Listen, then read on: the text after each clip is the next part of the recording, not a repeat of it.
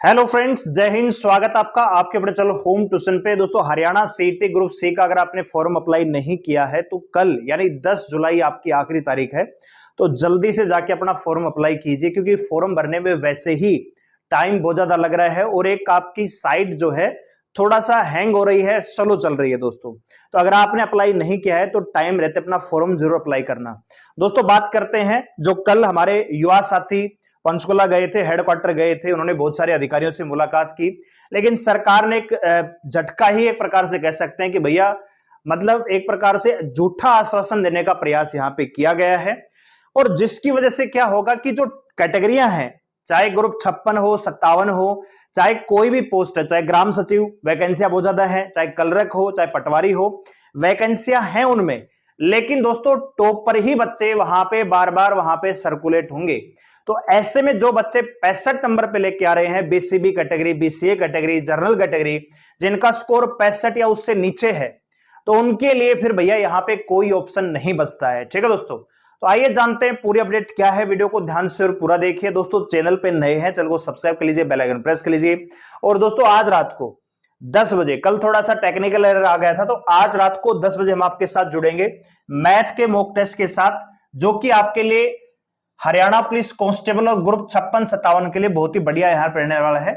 20 से 25 क्वेश्चन हम लेके आएंगे बढ़िया लेवल के, जो प्रीवियस ईयर में आए हुए हैं उनके आधार पे, उन्हीं के जैसे, उनसे अपर लेवल के। ठीक है, तो रात को 10 बजे आप हमारे साथ जुड़ेंगे, तो चैनल को सब्सक्राइब करके बेल आइकन को जरूर प्रेस कर लेना। आइए दोस्तों, बात करते हैं। तो भैया यहां पे अगर अपडेट की अगर हम बात करें तो यहां पे जरा देखिए सरकार ने किस प्रकार युवाओं को मतलब एक प्रकार से झूठा आश्वासन दिया है, आपको पहले लाइन में समझ में आ जाएगा। कह रहा है कि सीईटी क्वालिफाई तो किया जा सकता है, मगर सरकार अगली भर्तियों पर लागू करना चाहती है। मतलब सरकार ही नहीं चाहती सीईटी क्वालिफाई हो। भैया कोरिंजम चलते हैं आजकल कि नोटिफिकेशन आया, जैसे एसएससी की कोई बात होती है, एसएससी का कोई नोटिफिकेशन आता है। अब मान लो किसी कैटेगरी की कोई एज मिस्टेक हो गई उस नोटिफिकेशन में, तो कोरिंजम आ जाता है। भैया ये चीज ऐसे नहीं, रीड एज द, इसको ऐसे पढ़ा जाए। सेम एक छोटी सी लाइन एचएससी को ऐड करनी है और उसमें कोई दिक्कत नहीं है। लेकिन आप देखिए सरकार क्या कह रही है दोस्तों। मुख्यमंत्री सैनी साहब ने युवाओं के आग्रह के बाद सीईटी क्वालिफाई करने पर मंथन हुआ। ठीक है, सरकार चाहती है कि अगर सीईटी क्वालिफाई किया जाए तो वह अगली भर्तियों पर लागू हो। अरे ये सीईटी तो भैया अब 4 साल ऑलरेडी हो चुके हैं, अभी तक एक भी भर्ती पूरी नहीं हुई है, और आप कह रहे हो कि अगली सीईटी हम लागू कर देंगे। जो वैकेंसियां इसमें ग्रुप 56-57 में पटवारी, ग्राम सचिव, ठीक है, इंस्पेक्टर लेवल की जो पोस्ट है, कलरक की जो पोस्ट है, वो तो सारी इसमें है। अरे आगे का क्या होगा सर, उसको किसने देखा है, आप पहले ये तो समझिए। ठीक है, आप देखिए दोस्तों, सरकार, ठीक है जी, युवा चाहते हैं कि मौजूदा भर्तियों पर ही यह लागू होना चाहिए। सरकार को लगता है कि अगर ऐसा किया तो भर्तियां अदालत में फंस जाएंगी। युवाओं ने कहा कि अगर मौजूदा भर्तियों पर सीईटी क्वालिफाई नहीं किया तो भी भर्तियां अदालत में फंसेंगी। फंसनी चाहिए दोस्तों, फंसेंगी। तो एचएससी ने ग्रुप अनुसार एक उम्मीदवार को यूनिक उम्मीदवार मानकर शेष कैटेगरी के लिए ग्रुप अनुसार उम्मीदवारों को शॉर्ट लिस्ट किया था, मगर हाई कोर्ट ने शॉर्ट लिस्ट करने के इस फॉर्मूले को सही नहीं माना, जो कि सामाजिक आर्थिक के अंक देने की अधिसूचना भी रद्द कर दी थी, जिस पर सुप्रीम कोर्ट ने भी मोहर लगा दी। इसलिए आयोग ने हाई कोर्ट के फैसले अनुसार ग्रुप 1, 2, 56-57 के पदों को पुनर्विज्ञापित करने के आवेदन मांगे, और ये आवेदन 10 जुलाई तक भरे जाने हैं। इन ग्रुपों के लिए पेपर लेने की भी तैयारी कर ली गई है। देखिए लॉजिक, देखिए सरकार क्या दे रही है। इसलिए इन भर्तियों पर सीईटी क्वालिफाई लागू नहीं हो सकता। बताओ, एक तो नोटिफिकेशन दोबारा निकाल रहे हैं, ठीक है, जबरदस्ती का टाइम वेस्ट यहां पे कर रहे हैं, ठीक है, क्योंकि ज्यादातर ने फॉर्म भर रखा है ना, और यहां पे भैया पेपर लेने की तैयारी है। इसलिए इन भर्तियों को सीईटी को क्वालिफाई नहीं किया जा सकता। क्यों नहीं किया जा सकता जी?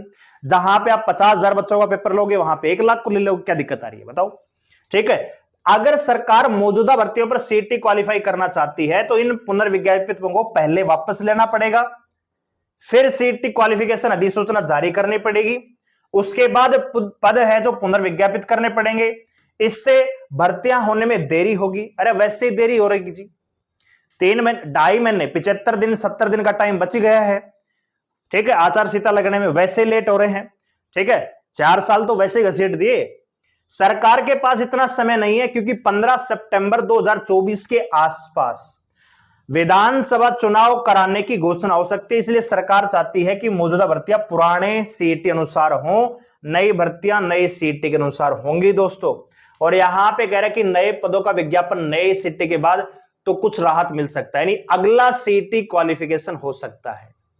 ठीक है दोस्तों, यहां पे ग्रुप सी और ग्रुप डी के रिक्त पदों को भरने के लिए एससी के पास आग्रह पत्र भेज रही है। ग्रुप सी के 6200 पदों का आग्रह आ चुका है, जबकि ग्रुप डी के पदों का आग्रह पत्र भी आना बाकी है। जिनका सीईटी नहीं हुआ है वे सीईटी की मांग कर रहे हैं, ये भी जारी बात है भैया, 3 साल तो वैसे हो चुके हैं। ठीक है, तो भैया बड़ी अपडेट यह है कि सरकार यहां पे मौजूदा सीईटी में तो कुछ नहीं करने वाली है, जहां तक उम्मीद है। तो इससे क्या होगा कि भैया एक चीज तो कंफर्म है कि जो मौजूदा सरकार है ये तो मुझे लग रहा नहीं कि दोबारा सरकार में आएगी। बाकी आपके पास अधिकार है, अपना वोट का अधिकार है, लेकिन आप खुद समझिए कि भैया जो बच्चे सीईटी जिन्होंने पास किया हुआ है, क्या उनका कोई दोष है? मतलब फिर तो पास करने की कोई फायदा नहीं है, और ये मेंस एग्जाम भी लेने का कोई फायदा नहीं है। जब आपको टॉपर सी बच्चों को बुलाना है तो मेंस एग्जाम ले भी क्यों रहे हो? प्री के आधार पे मेरिट बना के उनको डायरेक्ट नौकरी दे दीजिए। ये ड्रामा क्यों कर रहे हो भैया? हम 4 गुणा को बुलाएंगे, उनका फिर पेपर लेंगे। 4 गुणा तो वैसे ही टॉपर में है, वैसे ही वो तो भैया जीनियस है, तो उनको पेपर लेने की आवश्यकता क्या है? सीधा नौकरी दे दीजिए। टाइम ही टाइम है आपके पास। सरकार अगर सरकार टाइम ही बचाना चाहती है तो मेंस लेने की आवश्यकता क्या है? प्री के आधार पे मेरिट बनाइए, सीधा नौकरी दीजिए। और अगर आप मेंस ले रहे हो और 4 ही बच्चों, एक सीट पर 4 ही बच्चों को बुला रहे हो, तो फिर कंपटीशन कहां से रह गया?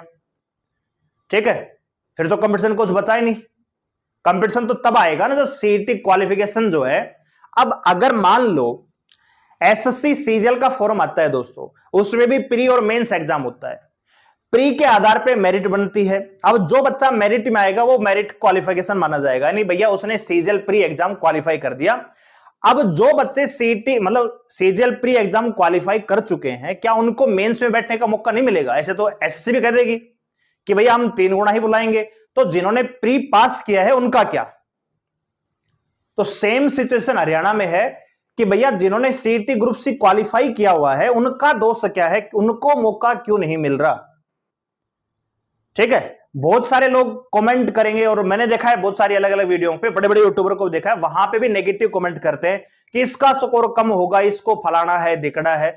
आप खुद सोचिए, बहुत सारी केंद्र की भर्तियां होती है, खाली एक सीईटी नहीं है, बहुत सारी भर्तियां होती है। सीपी होता है, सीजीएल होता है, ठीक है, यूपीएससी होता है, उसमें प्री मेंस होता है। अब यूपीएससी आईएएस की जो तैयारी करते हैं उसमें प्री एग्जाम होता है। जिसने क्वालिफाई कर दिया प्री का एग्जाम, क्या वो मेंस में नहीं बैठेगा? बैठेगा। ऐसे तो यूपीएससी कर लेगा भैया, जो क्वालिफाई उनमें से भी हम मेरिट लेके आएंगे, उनमें से भी 4 गुणा को लेके आएंगे। तो फिर प्री ले क्यों रहे हो? और अगर प्री ले रहे हो तो फिर मेंस एग्जाम में क्वालिफाई को मौका क्यों नहीं मिल रहा है?